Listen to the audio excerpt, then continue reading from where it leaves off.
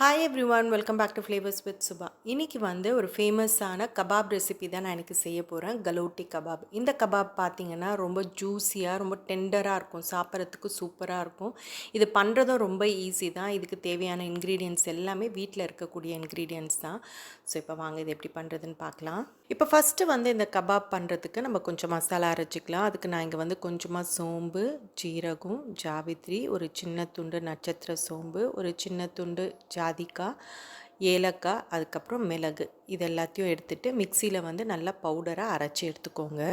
இப்போ நான் இங்கே வந்து கொஞ்சமாக மட்டன் கீமா எடுத்திருக்கேன். இப்போ இதை வந்து 2, 3 வாட்டி நல்லா அலசிட்டு, நல்லா தண்ணி இல்லாமல் ட்ரையாக எடுத்துக்கோங்க. இதை அலசிட்டு ஒரு வடிகட்டியில் போட்டு வச்சுட்டிங்கன்னா, ஒரு 1 மணி நேரத்துக்கு அப்படியே விட்டுட்டிங்கன்னா கூட அதில் இருக்கிற தண்ணி எல்லாம் வடிஞ்சு நல்லா ட்ரை ஆகிடும். இப்போ நெக்ஸ்ட்டு வந்து நான் இங்கே ஒரு மிக்ஸி ஜாரில் கொஞ்சமாக பச்சை மிளகா சேர்த்துக்கிறேன். இந்த கபாப் பார்த்திங்கன்னா கொஞ்சம் ஸ்பைஸியாக இருந்தால் நல்லாயிருக்கும். ஸோ உங்கள் காரத்துக்கு ஏற்ற மாதிரி நீங்கள் பச்சை மிளகாவை போட்டுக்கோங்க. அது கூடவே வந்து ஒரு கைப்பிடி அளவுக்கு கொத்தமல்லி, இது 2த்தையும் சேர்த்துட்டு நல்லா நைஸாக அரைச்சி எடுத்துக்கோங்க. இப்போ பச்சை மிளகாவையும் கொத்தமல்லியும் நல்லா அரைச்சி கொண்டு வந்திருக்கேன். இப்போ இது கூடவே வந்து மட்டன் கீமாவையும் சேர்த்துட்டு நல்லா பேஸ்ட் மாதிரி அரைச்சி எடுத்துக்கோங்க. இப்போ கீமாவை வந்து அரைச்சி கொண்டு வந்திருக்கேன். உங்ககிட்ட ஃபுட் ப்ராசஸர் இருந்ததுன்னா எல்லாத்தையும் ஒன்றா சேர்த்து அரைக்கிறதுக்கு ஈஸியாக இருக்கும். பட் மிக்ஸின்றதுனால என்னால் மொத்தத்தையும் ஒன்றா அரைக்க முடியல. ஸோ நான் எல்லாத்தையும் கொஞ்சம் கொஞ்சமாக போட்டு தான் அரைச்சிட்ருக்கேன். இப்போ நெக்ஸ்ட்டு வந்து இது கூட கொஞ்சமாக காஷ்மீரி மிளகாய் தூள் சேர்த்துக்கோங்க. அது கூட காரத்துக்கு கொஞ்சமாக சில்லி பவுடர், ரெகுலராக யூஸ் பண்ணுற சில்லி பவுடர் சேர்த்துக்கோங்க. அது கூட கொஞ்சமாக உப்பு, அதுக்கப்புறம் இஞ்சி பூண்டு விழுது, அது கூடவே வந்து கொஞ்சமாக லெமன் ஜூஸ், அதுக்கப்புறம் நம்ம ஃபஸ்ட்டு அரைச்ச அந்த மசாலா பவுடரை வந்து மொத்தத்தையும் இதில் சேர்த்துக்கோங்க. சேர்த்துட்டு மறுபடியும் இதை வந்து நல்லா மிக்சியில் நல்லா பேஸ்ட் மாதிரி அரைச்சி எடுத்துக்கோங்க. இப்போ இது கூட வந்து கொஞ்சமாக முந்திரி பருப்பு பவுடர், கேஷ்யூ பவுடர் கொஞ்சம் சேர்த்துக்கோங்க. நான் முதலையே சேர்த்து அரைக்க மறந்துட்டேன். ஸோ இப்போ இதை சேர்த்துட்டு ஒரு வாட்டி நல்லா அரைச்சி கொண்டு வந்துக்கிறேன். இப்போ இது கூடவே வந்து ரா பப்பாயா பேஸ்ட்டு வந்து கொஞ்சமாக சேர்த்துக்கோங்க. ரா பப்பாயா வந்து மிக்சியில் நல்லா அரைச்சி அதோட பேஸ்ட் வந்து ஒரு 2 டேபிள் ஸ்பூன் அளவுக்கு இதில் இந்த மட்டன் கீமாவோட சேர்த்திங்கன்னா அந்த மீட் வந்து நல்லா மேரினேட் ஆகி நல்லா ஜூஸியாக டெண்டராக இருக்கும். மோஸ்ட்லி பார்த்திங்கன்னா இந்த கபாபில் எல்லாத்துலேயுமே வந்து இந்த பப்பாயா பேஸ்ட் வந்து சேர்ப்பாங்க.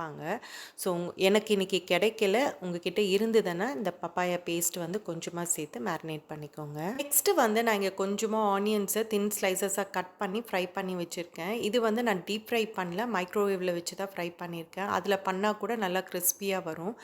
இப்போ இதை வந்து ஒரு மிக்ஸி ஜாரில் சேர்த்துட்டு நல்லா நைஸாக அரைச்சிக்கோங்க. உங்களுக்கு வேணும்னா இந்த ஆனியன்ஸு கூட நீங்கள் மட்டன் கீமா அரைக்கும் போதே சேர்த்து அரைச்சிக்கலாம். பட் எனக்கு வந்து எல்லாத்தையும் சேர்த்து அரைக்க முடியல, அதனால் நான் ஆனியன்ஸை வந்து தனியாக அரைச்சி அதில் சேர்த்துக்கிறேன். இப்போ வெங்காயத்தை வந்து நல்லா அரைச்சி கொண்டு வந்திருக்கேன். இப்போ இதையும் வந்து இந்த மட்டன் கீமாவோட சேர்த்துக்கோங்க. இது கூடவே வந்து கொஞ்சமாக பிரெட் க்ரம்ஸ் சேர்த்துக்கோங்க. பிரெட் க்ரம்ஸ் இல்லைன்னா நீங்கள் கடலை மாவு கூட சேர்த்துக்கலாம். இப்போ இது கூடவே வந்து கொஞ்சமாக ரோஸ் வாட்டர் சேர்த்துக்கோங்க. ஒரு 1/4 டீஸ்பூன் அளவுக்கு ரோஸ் வாட்டர் சேர்த்துக்கோங்க. இது சேர்க்கறதுனால கபாபில் வந்து ஒரு நல்ல ஃப்ளேவர் கொடுக்கும். இது வந்து ஆப்ஷனல் தான். உங்களுக்கு வேணும்னா நீங்கள் சேர்த்துக்கோங்க, இல்லைன்னா நீங்கள் ஸ்கிப் பண்ணிடலாம். இப்போ இது எல்லாத்தையும் சேர்த்துட்டு எல்லாத்தையும் ஒரு வாட்டி நல்லா மிக்ஸ் பண்ணி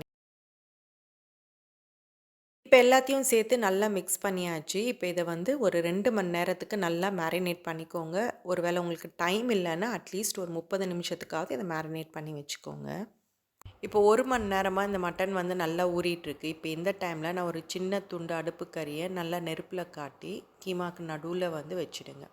அதுக்கு மேலே வந்து ஒரு 2, 3 ட்ராப் ஆயில் ஊற்றிட்டு மேலே மூடி போட்டு 1 நிமிஷத்துலேருந்து 2 நிமிஷத்துக்கு அப்படியே விட்டுருங்க. அந்த ஸ்மோக்கெல்லாம் ஃபுல்லாக அந்த கீமாவில் இறங்கிச்சுன்னா நம்மளுக்கு அந்த கபாப் வந்து நல்ல ஒரு சூப்பரான ஸ்மோக்கி ஃப்ளேவர் கிடைக்கும். ஸோ இப்போது ஒரு 2 நிமிஷத்துக்கு அப்படியே மூடி போட்டு வச்சுடுங்க. இப்போ ஒரு 2 நிமிஷம் கழித்து நான் ஓப்பன் பண்ணுறேன். ஓப்பன் பண்ணும்போதே உங்களுக்கு தெரியும், அதுலேருந்து நல்லா கமகமன்னு அந்த ஸ்மோக்கி ஃப்ளேவர் வந்து சூப்பராக வரும். இப்போ இந்த கீமாவை வந்து லைட்டாக ஒரு வாட்டி நல்லா மிக்ஸ் பண்ணிக்கோங்க. மிக்ஸ் பண்ணிவிட்டு உங்களுக்கு எந்த சைஸில் வந்து கபாப் வேணுமோ அதுக்கேற்ற மாதிரி சின்ன உருண்டையாக எடுத்து ரவுண்ட் ஷேப்பில் செஞ்சுக்கோ.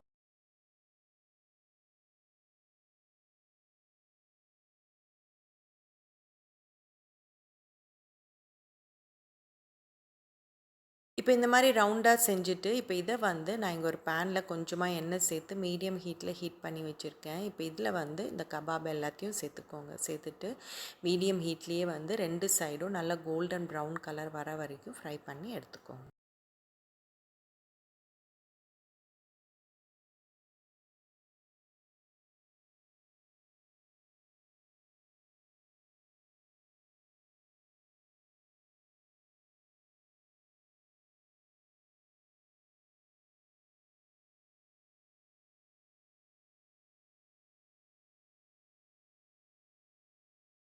ஸோ இந்த மாதிரி 2 சைடும் நல்லா லைட் கோல்டன் ப்ரௌன் கலர் வர வரைக்கும் மட்டன் வந்து ஃபுல்லாக குக் ஆகிற வரைக்கும் மீடியம் ஃப்ளேமில் வச்சு குக் பண்ணிக்கோங்க. ஸோ அவ்வளோதான், நம்மளுடைய சூப்பரான கலோட்டி கபாப் வந்து ரெடி ஆகிடுச்சு. இப்போ இதை வந்து நம்ம சர்வ் பண்ணலாம்.